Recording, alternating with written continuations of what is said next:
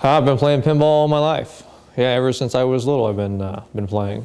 You know, with King of Kong, with Donkey Kong, you know you've got a final board, and you know the margins between high scores is going to be in the hundreds of points. Whereas with pinball, you can keep playing indefinitely. So it's all a matter of just keep playing and playing. And with Donkey Kong, generally the settings are preset. With pinball, you know, you can vary from easy all the way up to hard. You can change the post settings, you can change the tilt settings. You can make a game really, really easy. You can make the same exact game really, really hard. So it's harder to provide a baseline. Some of the tournaments, you don't know exactly what you're going to play when you get there. World Championships coming up, we know there's 60 games we're going to play on. If you go to Papa, we won't know until we show up exactly what we're going to be playing on that day.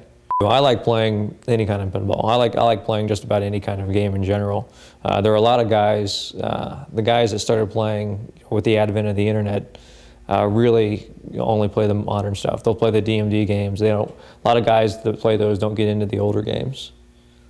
And there's kind of been a resurgence lately, actually. We've played so much of the new games that a lot of guys are starting to go back to the old Valleys and the solid state games from the middle 80s. They've become real popular lately.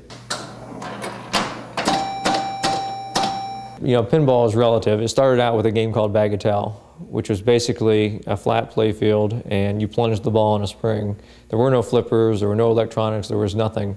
The ball would bounce off pins and go into certain holes, and there were point values written on the holes, and that's what you got. Okay. They gradually started getting bigger. Eventually, they started including electronic scoring. They included lights. Eventually, they started including a back glass. They didn't have back glasses when they started. And then with Humpty Dumpty, they started using flippers. Okay. Humpty Dumpty actually had 6 flippers. Wasn't the same as the pinballs you see today. They were actually on the sides, and all they were used to do was divert the ball. You couldn't actually put the ball back up into the playfield the way you can today. Harry Williamson eventually took 2 flippers, put them at the bottom of the playfield, and made pinball what it is today. A good pinball for a guy who plays a lot, well, the biggest thing is it's got to be fun. If it's not fun, people aren't going to play it. Gary Stern's philosophy on that is to get a licensed pinball. He uses licensed themes to attract people with a theme they already are familiar with. Wheel of Fortune, Family Guy, Pirates of the Caribbean, Indiana Jones, Batman. They're all very popular themes in society right now, and it gives people a common thread to get at least play the pinball. From that point, it's all a matter of them, the game being good enough and fun enough to enjoy.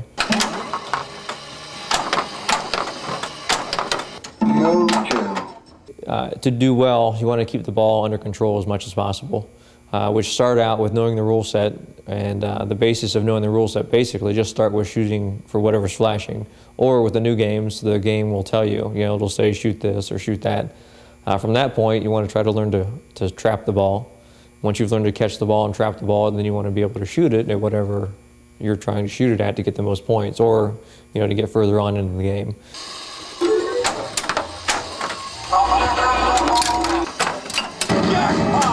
There's a lot of other entertainment availability to people these days, and with the home console games, as far as video entertainment, it's kind of pulled a lot away from pinball, but it's still nice to see them out there.